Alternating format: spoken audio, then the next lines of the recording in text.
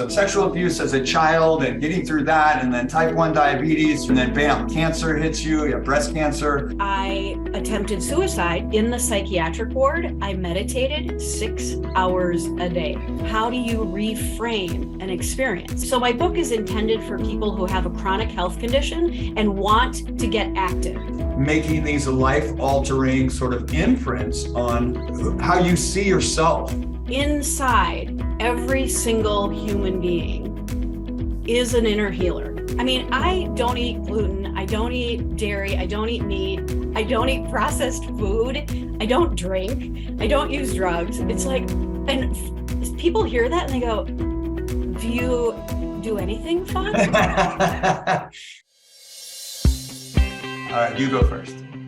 You go. You go first, Mari. Hey, Lain, you go first. Okay, so my guest today, and I'll tell you a little about her, is a dear old friend, Mari Ruddy. And let me tell you, she is just a light in some very dark places. I know some of your personal story with some sexual abuse as a child and getting through that. And then, figuring out how to live as a type 1 diabetic and thrive and be out there. And then bam, cancer hits you, you have breast cancer. And then I know that came back again. And even I know your first bout of cancer, you were really active in cure programs and, walks and runs and getting very active. So it was fun to see the way you parlayed your cancer experience into just diving deeper into helping people around the world deal with stuff.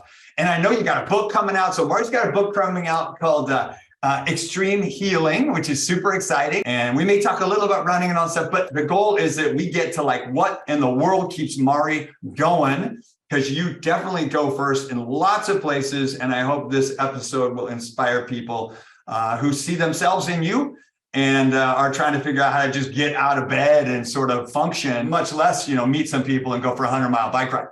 So without further ado, the wonderful Mari Ruddy, thanks for being on the show. How are you doing today? Oh, Lain, it is so fantastic to see you again and to be here on this platform with you and live, make this happen. I remember vividly the day we met with all of my high school students with me, and we were going to do a ropes course. Mm-hmm. And I was like, these people are incredible. Wow. And you've stayed with me all these years. So it's wonderful to be back with you. Yay. Ooh, the hair is standing up on my neck. So here's the challenge. I'm going to want to know, like, hey, what have been the high points? What did you learn from those points, and what are some of the low points? And what are the things that like the hardest runs, or, when you're facing cancer and things like that? So in the spirit of you go first, where did you get stopped since I've seen you? And how did you get yourself moving again and start going first? Yeah, well, this is a great question. And my life journey has definitely been a bit of a roller coaster.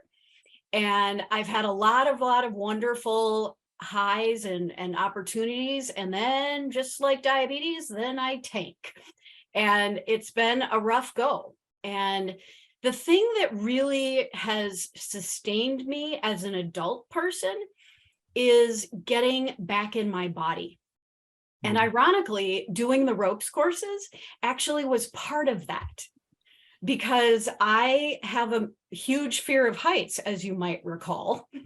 And I remember taking a class with you guys about becoming a high ropes facilitator, which meant I had to go high up and tie a bunch of ropes, in the air and not be overwhelmed by how physically my body was shaking. Well, I was going to say, not only are you're bringing back memories of you as a person bringing a group to our ropes course. We used to do ropes courses at Odyssey. And if you don't know what that is, that meant, climbing up a pole 30 feet high and standing on top and letting go with your arms and, really putting people in this laboratory. But you're in this laboratory of like running and biking and swimming and speaking and, leading and all this stuff. But like I said, Mari didn't just like overcome the fear on the day of the ropes course. She comes to me like, I want to learn how to lead this. And so I'm going to, that's just your attitude. So when did you start getting that attitude? Like, this really scares me, so I'm going to do it more. This is really hard for me, so I'm going to do it more. Why? What do you do? Why are you like that? Well, I mean, I believe in astrology. So I do actually know that my sort of path in life is to face the fears and befriend the fears. And so that requires a lot of internal courage to just show up. And one of the things that I learned early was meditation. So I started following Jack Kornfield, and I started doing holotropic breath work, which is actually in Northern California. And Stan Groff, who is one of the first people to bring psychedelic processes to the United States. And he was one of my teachers also. And learning that when you become aware internally of what's happening, which mindfulness does, as you know, it slows down and creates a witness internally. And when you have a little bit of space internally, you can look at yourself and really examine, okay, where is this fear coming from? And why does it paralyze me? And how can I embrace this fear instead of running away from it? And learn from the fear? But most people, you don't know this, they feel something like that, they want to move away from it. They put their blinders on and just go, I'm going to get through this. And what is there a mantra you go to? Is it just you breathe? Do you have like best people in your life that reach out and go, Mari, how come you're not at the run today? What's wrong? What, you okay? Or are driving you to cancer treatments, or like how, help people, because people are stuck, in post-COVID world, and we don't always move toward those things. So why? What happened? This is a really good question. And there's kind of a little theme in my life about one of the things I learned early that I see help a lot of people is it's again this concept of slowing down, go slow to go fast. And yeah, exactly. And breathing. I mean, it's kind of, again, reminds me of when I worked with teenagers. It's like, we're going to really slow it down, and we're going to get clear about the vision that we have and where we ultimately want to go. And let's slow it down so we can clearly see it. So then we can take the steps necessary.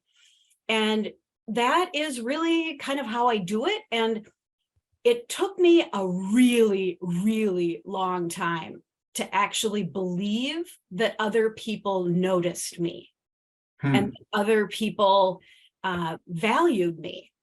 And it wasn't until I attempted suicide for the second time as an adult and realized that I didn't die, and that despite quite a serious attempt to die, and that I wanted to live.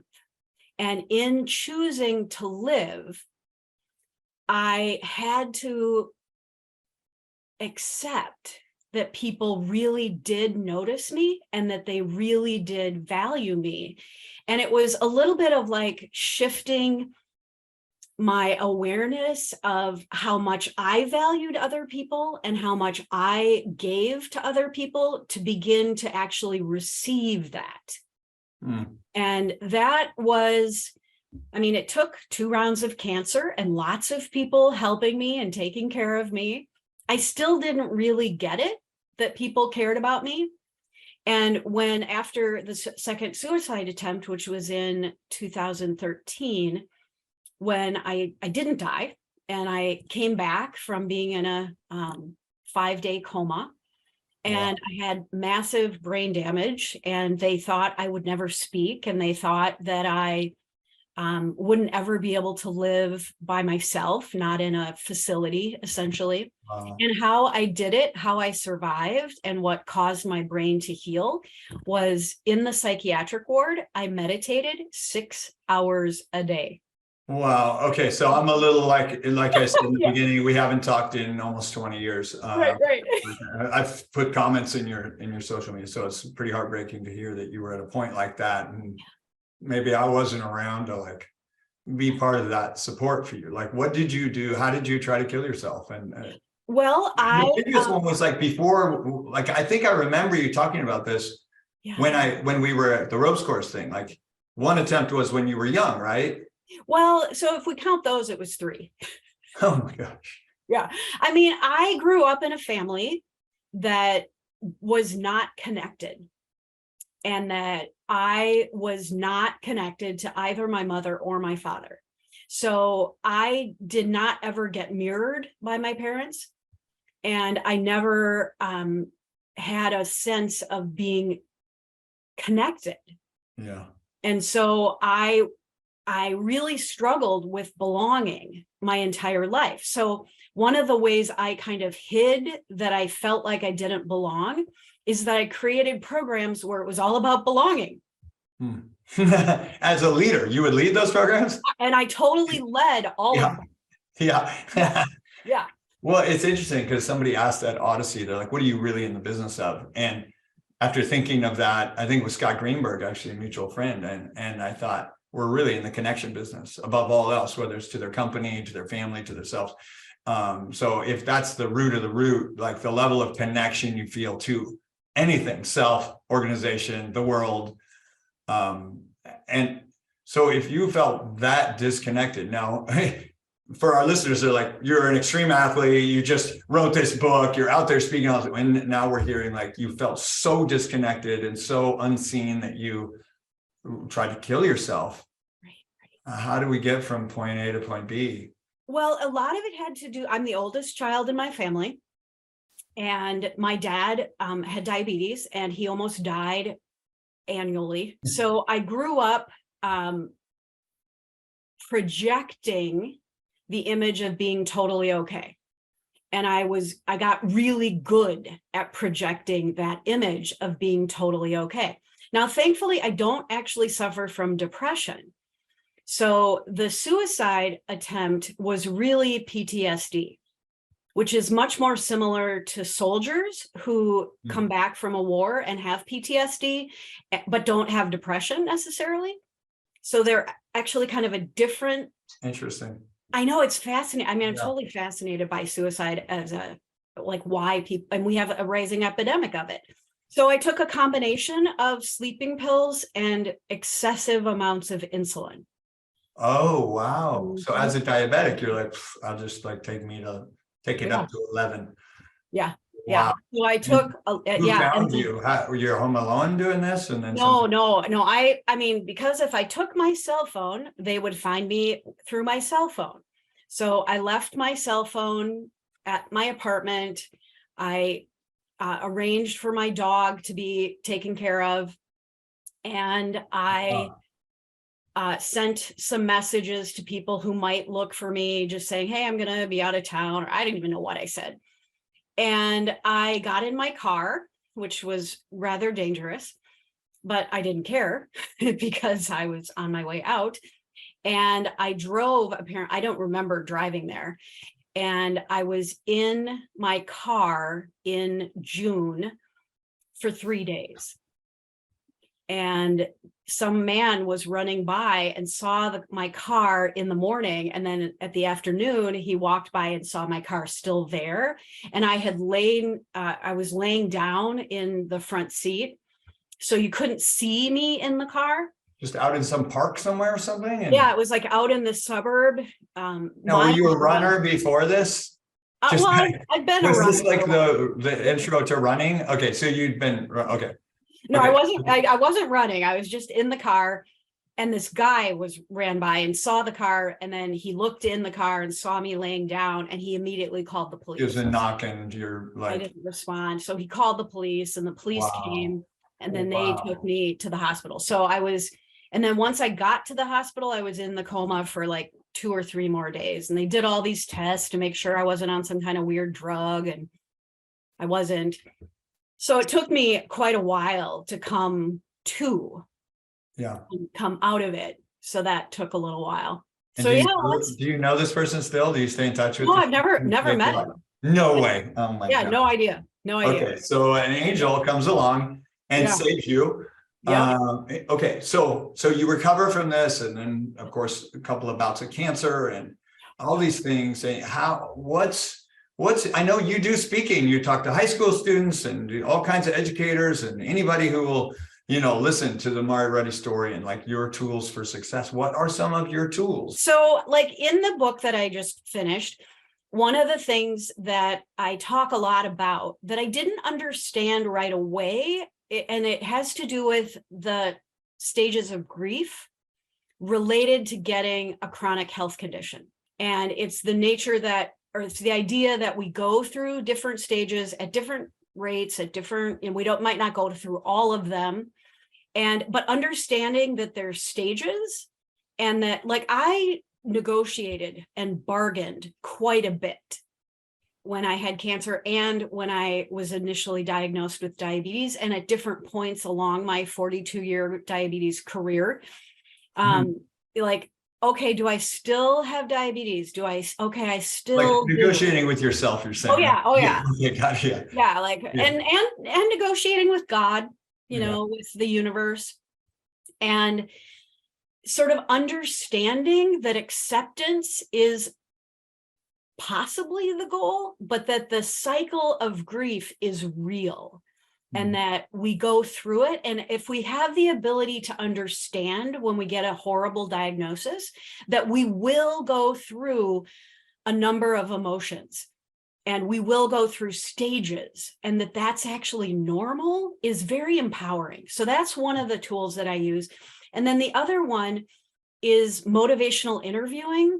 I don't know if you've ever heard of that. No, what's that? It's used by dietitians, and it has to do with figuring out where a person is in the stages of change, and that what depending on what stage you're in, you need different tools. So it's pre-contemplation, contemplation, preparation, action, and then maintenance. And when you have a new diagnosis or a new awareness of who you are as a person, you will go through these stages of change at different rates and paces, and you need different things to get you motivated. So for me, understanding that has been very empowering, because it's like, oh, I am not ready to change. I am in pre-contemplation. Oh, notice that. How can I get myself to contemplation? What's it going to take for me to get enough information or enough reassurance to move into action? Because if you're in pre-contemplation, you're not in action.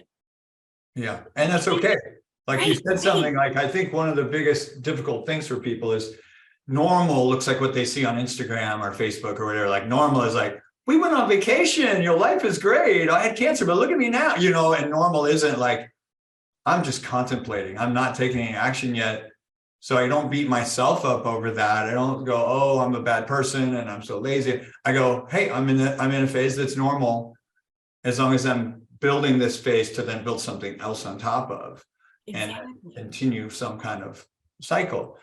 Keep going. So pre-contemplation, then what So the stages of change. So it's like understanding the stages of grief and understanding the stages of change in terms of behavior, and then also, I'm mildly obsessed with intrinsic motivation and extrinsic motivation, and realizing, because they play together. And again, the more awareness a person who has, so my book is intended for people who have a chronic health condition and want to get active, but don't really know how to. And it could be a chronic health condition. It could also be excessive weight gain or just being obese, or someone dealing with aging, because growing older isn't that all of us? Okay, good. Well, and it's really hard. That's good. No, I love it. Yeah, because it's like the older you get, the harder it is to get active. Yeah, so kind of weaving that all together to be able to then take action and to then move into a stage of maintaining that action. So those are the tools I use. And maintaining that action, is it an intrinsic kind of maintenance to maintain the action, like that's where your running coach comes in, that's where you're getting up and meeting a group? I saw one of your podcasts with 72-year-old, I think it was like runner of the year. It was like Mr. Motivator, like that's Mike, part I of see the Mike. external and Mike all the time. internal motivation. Right, right. Exactly. And it's the kind of the both of them. So the internal is the joy. The internal is the delight that you experience as a result.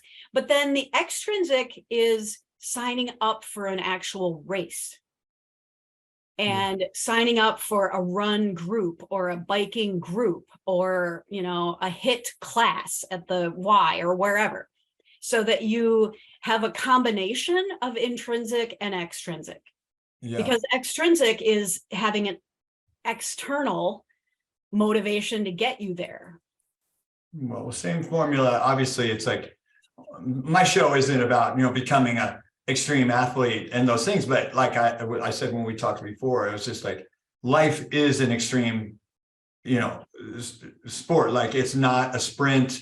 This is a slog. It's a long one. And these tools are the same whether you're changing a job, moving to a new city, starting a relationship, ending a relationship, performing well at work, just getting up in the morning and cleaning up your home if you're living in an environment that isn't healthy, or whether it's taking care of your diabetes so this tool is critical. Give us more of your secret sauce to get yourself moving. And the spirit you go first is about when someone's stuck, and we look outside of us, like somebody needs to come and rescue me. And that's great if you have those people in your life, but if they're knocking on the door and you don't answer, then there's nothing happens next. Well, this is interesting. Yesterday at the gym, so I'm now in I'm going to run my second marathon in June of this year.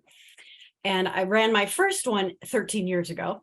So, just every 13 years, I'll do a marathon. Perfect. And she said, how do you keep showing up? She said, we were doing intervals a couple days earlier. And she said, the harder we were running, I noticed that I kept telling myself that I was really slow and that this hurt and I should really just stop instead of keep going. She said, what do you do?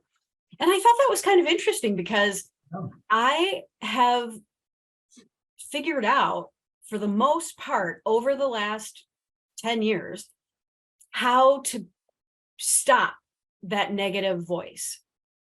And instead of like beating it up, like I said with the fear, is I invite it in and I say, why are you being so negative right now? And it's essentially the concept, I talk about this in my book too, about reframing. How do you reframe an experience? And what tools do you use? I mean, at different times I've worn a rubber band on my wrist. And every time I notice I'm having a negative thought, I'll snap the rubber band on my wrist. So it's a little sting, but nothing major.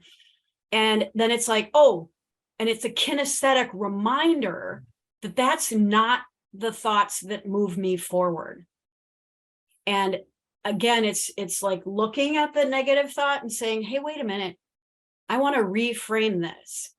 Here I am running these intervals and look at all these people around me who I really like. And we're laughing during the time we're not running. We're cheering each other on. People are applauding each other. Notice that some of the time they're applauding for me. Oh, wow. Okay, that's kind of fun. Oh, this is actually really fun. I'm actually having a really good time. I'm going to run faster. Yeah. Yeah. So that's part of again, a tool of how do you catch yourself when you're having those negative conversations. And it's also focusing on what you can do. I mean, I don't eat gluten. I don't eat dairy. I don't eat meat. I don't eat processed food. I don't drink. I don't use drugs. It's like, and people hear that and they go, do you do anything fun? But those are personal disciplines that you're putting on yourself. And that's really, and it's not the Mari that I know isn't like where somebody would walk up and go, oh, she's a world-class athlete for sure. Like, I mean this in the, nobody looks at me like, oh, well, it's easy for you because you're just built like a runner. You just like look like you ran on day one. You're just practicing very, very, extraordinary behaviors. And not only are you putting yourself where you're doing these runs and stuff, but then things totally outside of your control, cancer, diabetes, and I know the abuse wasn't from your parents, but somebody related or connected with your family that just like all of a sudden is in your life and bang, making these life altering sort of imprints on how you see yourself. And one of the most powerful things about running or pushing yourself in any place in your life is you run smack into yourself at some point, or your beliefs you have about yourself and what you're capable of. Right. Right. And you're so far beyond those things. I think you have every excuse to not be how you are. Yeah. So what calls you to what's next? Like, okay, so we're doing another marathon, of course, every 13 years. And we've got the book coming out that's gnawing at you for, I think, 10 plus years, maybe probably way before. You keep pushing. What's your formula for people that need to push and not to do a marathon maybe, or to write a book, but just, reconnect with a family member that they have no relationship with, or when something calls to them, how should they answer? Well, this is a good question. I mean, one of the things that I do believe is that each of us has an inner healer. So that inside every single human being is an inner healer. And that inner healer is incredibly wise. And some of us as children learn how to tune into that, and some of us don't learn. But the thing is that, learning is generative, and, we can always learn something new at any age, at any point in our life. And we just have to turn and look at it. And so as people tune into their inner healer, the right mantras or the right insights will emerge, and they do exist inside of everyone. And for me, the big one that was incredibly transformative, and I adopted it pretty early, I think it was 2003 or 4, and it was the mantra of I am an athlete. And it's that simple. And it was like, well, if I'm going to be an athlete, I may as well be an Olympic level athlete. Why not? Yeah. And ironically, I hung out with 2 different Olympic athletes, and I observed their behavior, and they measured things. They paid attention to how much they slept. They paid attention to what they ate. They paid attention to all the things in their lives. And I was like, oh, I could do that.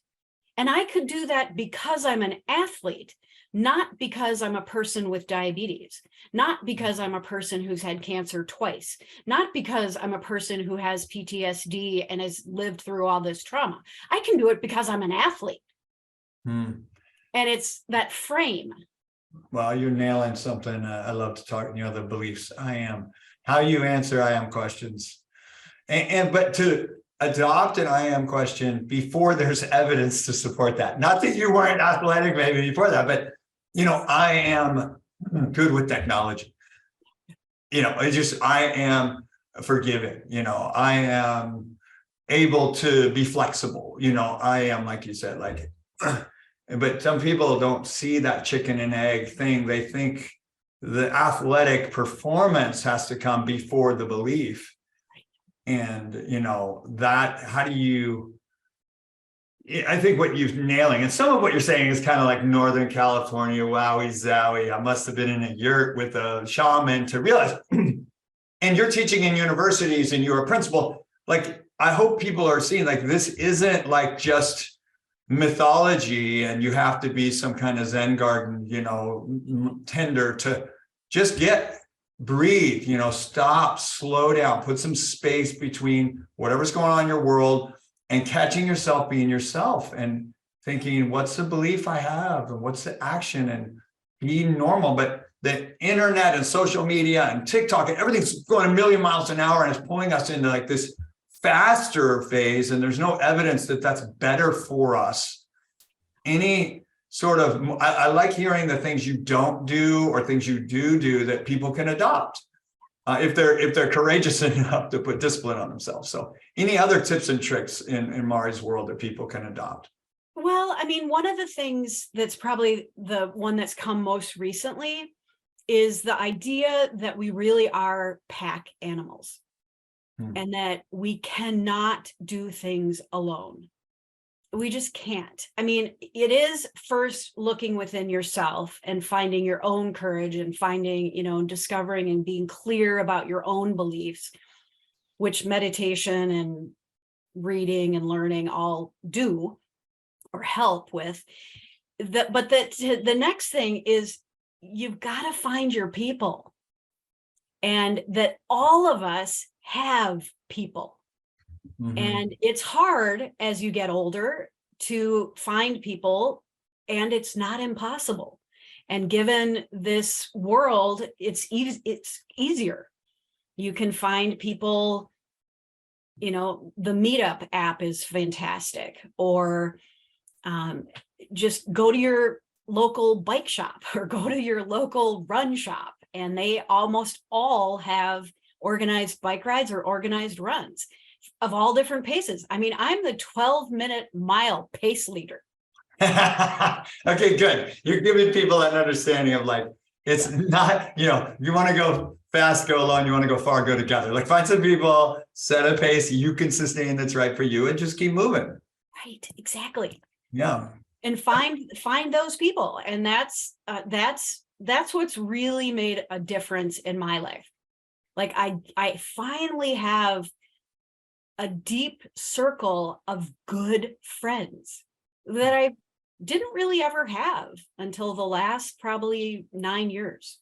Well, you said something earlier about really feeling like you're worthy of that network. And I always say, water seeks its own level, and like you are seeking those people. And I want to just say, I think you're saying, don't find 10 motivating people. Don't find 10 runners. Find a few runner people, a few people that ground you in your spirituality, a few people that can help you hang a picture in your house, or do some, like you need this mosaic of diverse people that feed different parts of what you need.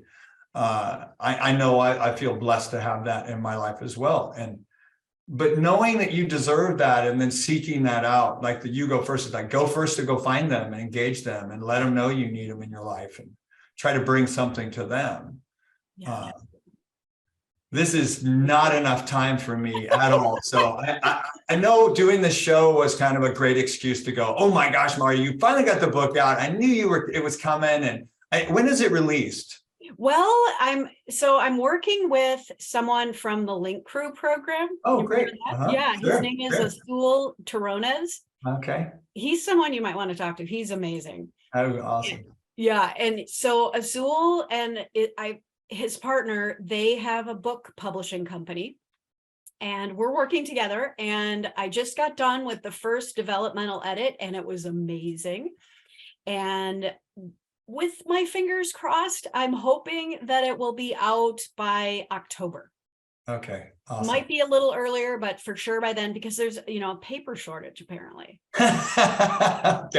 Okay, sure. Another element, another hurdle to get over. Well, like I said, I hope that this show for people, if they're just like, who's Mari Ruddy, and they somehow now are watching because of me or what I've done, and go, my job is to try to help people find their people. And I hope that you are a person that they can lean to or listen to or have come in and speak to their school group or their faculty or whoever, because your story is just so compelling, any part of it, and that it's just getting going in some ways. I know you're active with, I think, Team Wild. I know you were part of like that and some other, basically Race for Cures and things like that. So whether it's related to cancer or diabetes or education or motivation or mindfulness, you are just like the Swiss Army knife of lessons. But you've done it to yourself. You just keep getting the most out of all these hurdles that keep coming your way, and you embrace them with such an attitude of gratitude that, okay, cool, what am I going to learn from this one to prepare you for the next one? Because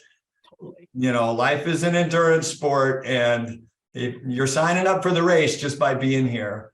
I'm so thankful that you are here, friend to friend. Thank you. That runner came by and took some action. That was pretty lucky. It's very lucky for all of us and for you, of course. But to everyone, I hope that you see this as the beginning of a real inspiration of someone who I know has overcome so much, and I know you have so much more ahead of you. I'm so thankful for you to be in my life, whether you know it or not. I've been inspired by you, following you, and I'm so thankful to get to share you with our guests. So, well, thank you. It's been a joy to be here. And with that, people can reach out and I will respond. Yeah, I know you will. And we're going to put pictures of you running. And if you're listening to us on one of the podcast platforms, please catch Mari on our YouTube channel, and you'll get to see her in person, her bright, shining spirit that she just brings everywhere she goes. So Mari, congratulations for everything you've accomplished. I am such a fan of yours, and I'm so thankful that you're here with us on You Go First, and hope to talk soon. All right. Thank you. All right. Goodbye, everyone. Thanks for listening to another episode of You Go First. We hope you enjoyed the show. If you want to listen to another episode, you can find us at yougofirst.live, or you can see more about our host, Lain Hensley, on his Instagram at OneDreamChaser. To learn more about his company, Odyssey Teams Inc., go to odysseyteams.com or follow all their social media channels at Odyssey Teams. Thanks again, and we hope that you will go first to share our podcast with a friend or colleague. Now, you go first. Don't forget to like us on the button below. Follow us by clicking the bell. You'll get all future episodes, as well as you can certainly find the podcast on the audio version everywhere where podcasts are found. So we're looking forward to the next episode. Got a lot of really exciting guests coming up. Thanks for watching.